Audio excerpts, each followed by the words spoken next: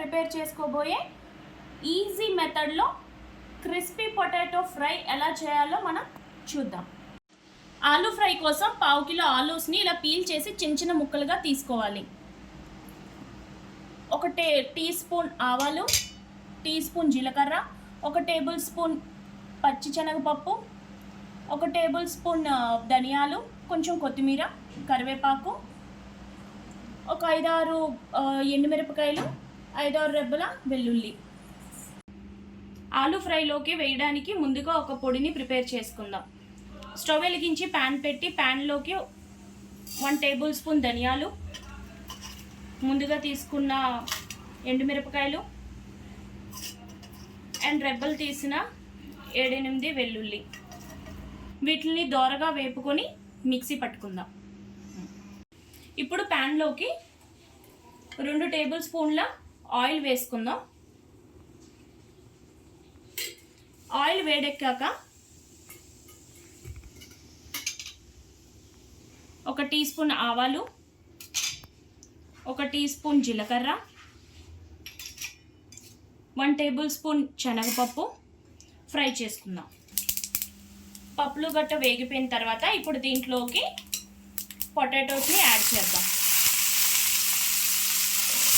Potatoes అన్నీ వేసాక దీంట్లో చిటికెడు పసుపుని యాడ్ చేసి మొత్తం అన్నీ కలిసేలాగా ఒకసారి కలబెట్టుకోవాలి.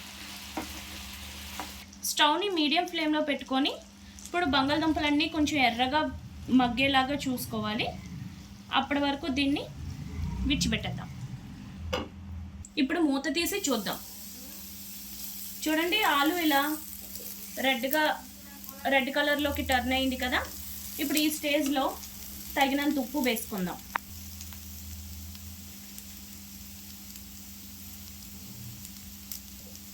దీన్ని ఒకసారి కలుపుకొని ముందుగా మనం ప్రిపేర్ చేసుకున్న పొడిని కూడా యాడ్ చేసి ఒక 2 మినిట్స్ దీన్ని మూత పెట్టి ఉంచేద్దాం.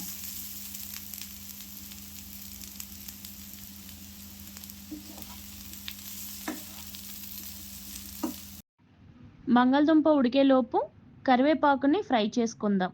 కరివేపాకు క్రంచీనెస్ కోసం ఫ్రై చేస్తున్నాం. 1 టీ స్పూన్ అంత ఆయిల్ వేసుకొని ఆయిల్ వేడెక్కాక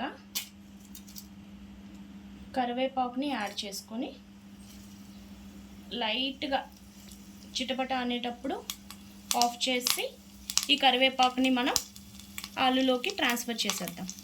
ఇప్పుడు మూత తీసి మనం ఫ్రై చేసి పెట్టుకున్న కరివేపాకుని దీంట్లోకి యాడ్ చేసుకుందాం. చూడండి, crispy and crunchy potato fry ready అవుతుంది.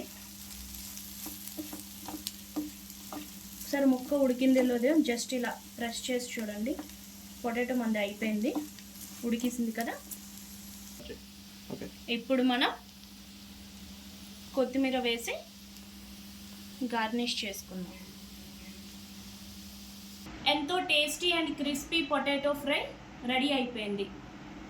మీకు నచ్చిందా? మీరు కూడా ఒకసారి ట్రై చేసి చూడండి. మీకు కానీ మా వీడియో నచ్చినట్లయితే లైక్ చేయండి, షేర్ చేయండి, సబ్స్క్రైబ్ చేయండి, పక్కనే ఉన్న బెల్ ఐకాన్ క్లిక్ చేయండి. Thank you.